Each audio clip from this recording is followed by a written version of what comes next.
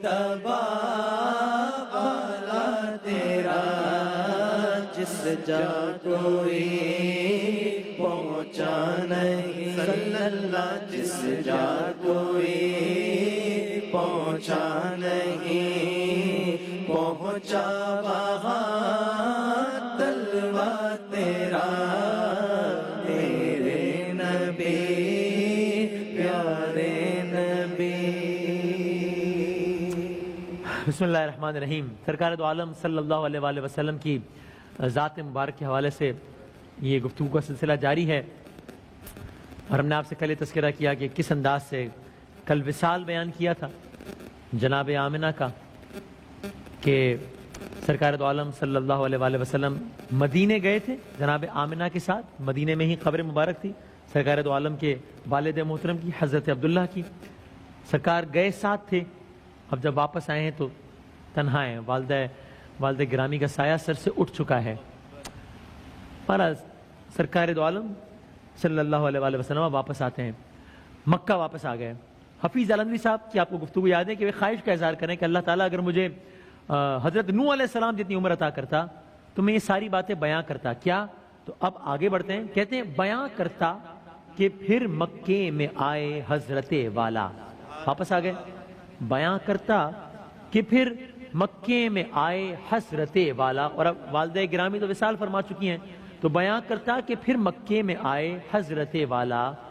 بیان کرتا کہ عبد المطلب نے کتنے دن پالا، کیونکہ اب ظاہر جو دادا ہیں وہ پرورش کر رہے ہیں۔ لیکن پھر کیا ہوتا ہے، 2 سال تک حضرت عبد المطلب نے سرکار دو عالم کو پالا۔ آپ کے والد گرامی پہلے ہی وفات پا گئے تھے آپ کی ولادت سے پہلے ہی۔ جب سرکار دو عالم 6 سال کے تھے تب جناب آمنہ رحلت فرما گئیں، اب جناب عبد المطلب پال رہے ہیں، یہاں تک کہ 2 سال بعد، ابھی سرکار کی عمر مبارک صرف 8 سال ہے، یعنی آپ دیکھیے کہ میرے آقا وجہ تخلیق کائنات کس مرحلے سے گزر رہے ہیں اپنی زندگی کے آغاز سے ہی، کہ والد محترم جب اس دنیا میں آئے تب نہیں ہیں، پھر اس کے بعد 6 سال کی عمر جب والدہ محترمہ، اور پھر دادا بھی انتقال کر گئے جب سرکار دو عالم کی عمر 8 سال تھی۔ تو بیان کرتا کہ پھر مکے میں آئے حضرت والا، بیان کرتا کہ عبد المطلب نے کتنے دن پالا، وہ عبد المطلب کا سایہ شفقت بھی اٹھ جانا، اب عبد المطلب بھی نہیں رہے،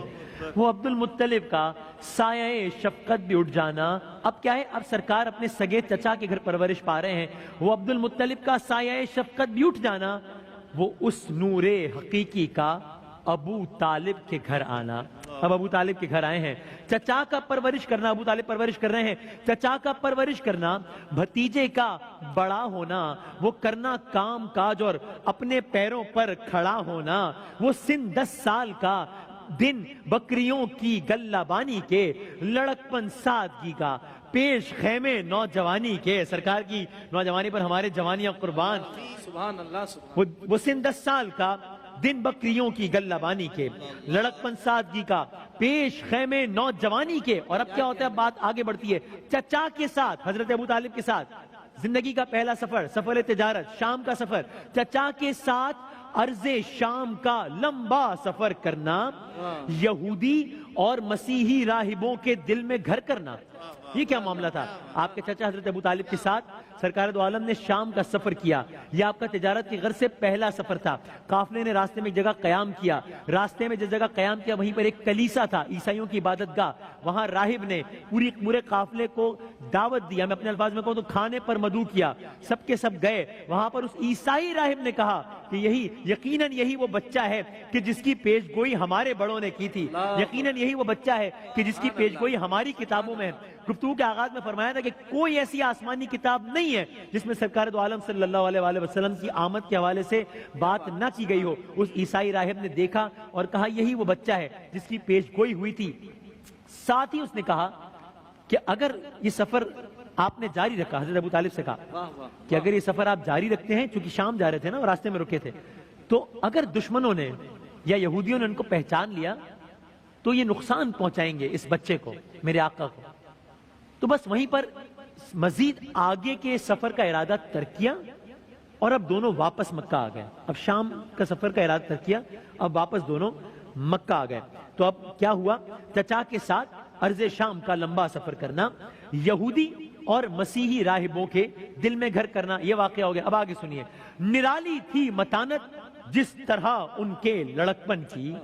نرالی تھی جوانی بھی جوان پاک دامن کی، نرالی تھی جوانی بھی جوان پاک دامن کی، شرافت شرافت ہو جہاں حسن ازل کا دائمی گہنا، سکھاتا ہے وہی پاکیزہ رہنا خوش چلن رہنا،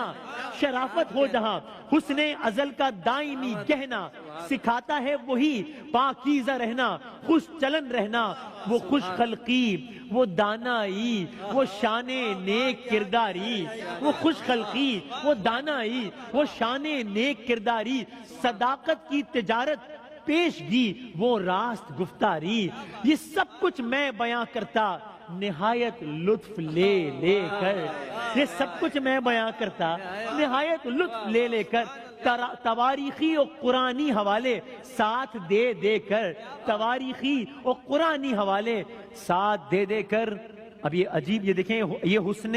اہتمام نہیں ہے، حسن اتفاق ہے۔ بھئی آج 10 رمضان المبارک ہے، خدا کی قسم، اور آپ دیکھیے اب یہ عجیب حسن اہتمام اور حسن اتفاق دیکھیے، بیاں کرتا ختیجہ کی شرافت کو نجابت کو۔ اب ہم جب اس آج کے سیگمنٹ کی تیاری کر رہے تھے ہم حیران تھے کہ کیا کہنے ہیں میرے آقا کے، آج کی بات ہے، یقین کیجیے ابھی اب سے تھوڑی دیر پہلے کی بات سنا دیجیے۔ حضرت خدیجہ السلام، سبحان اللہ، سارے نبیوں کا ہے آقا کیا کہنا ہے، تیرا دولہا السلام، سبحان اللہ سبحان اللہ خدیجہ سبحان اللہ، ملکۃ العرب، کیا کہنا ہے، حضرت خدیجہ السلام، تو بیاں کرتا ختیجہ کی شرافت کو نجابت کو، بیاں کرتا ختیجہ کی شرافت کو نجابت کو، وہ جن کا مال لے کر آپ نکلے تھے تجارت کو، وہ جن کا مال لے کر آپ نکلے تھے تجارت کو، بیاں کرتا کہ آیا کس طرح پیغام شادی کا، سبق دیتا جہان شوق کو عالی نہادی کا، بیاں کرتا کہ یہ شادی بشر کی خوش نصیبی تھی، بشر کی، بیاں کرتا کہ یہ شادی بشر کی خوش نصیبی تھی، محمد پاک شوہر تھے، ختیجہ پاک بی بی تھی، محمد پاک شوہر تھے، ختیجہ پاک بی بی تھی، بیاں کرتا کہ گزری ازدواجی زندگی کیسی، نظر والوں کو ملتی روح کی تابندگی کیسی، محبت ہی سے تہذیب و تمدن کی ہے بنیادیں، بیاں کرتا کہ دی اللہ نے کیسی پاک اولادیں، بیاں کرتا کہ دی اللہ نے، بیاں کرتا محبت ہی سے تہذیب و تمدن کی ہے بنیادیں، بیاں کرتا کہ دی اللہ نے، میں پھر پیش کرتا ہوں بس آخری 2 اشعار، بیاں کرتا کہ گزری ازدواجی زندگی کیسی، نظر والوں کو ملتی روح کی تابندگی کیسی، محبت ہی سے ہے تہذیب، محبت ہی سے تہذیب و تمدن کی ہے بنیادیں، بیاں کرتا کہ دی اللہ نے کیسی پاک اولادیں، بیاں کرتا عرب نے، بیاں کرتا عرب نے عام تھا لطف و کرم ان کا، یتیموں اور بیواؤں کے دل میں تھا بھرم ان کا، بیاں کرتا کہ سارا ملک کہتا تھا امی ان کو، چناتا رحمت باری نے ختم المرسلی ان کو، بیاں کرتا کہ سارا ملک کہتا تھا امی ان کو، چنا تھا رحمت باری نے ختم المرسلین، ختم المرسلین کی ذات مبارک کے گفتگو کا سلسلہ جاری رہے گا انشاءاللہ، کل ایک بار پھر حاضر ہوں گے آپ کی خدمت۔ ماہ رمضان یوں آ گیا، بن کے رحمت یہ پھر چھا گیا، کیسے تجھ سے کروں سامنا،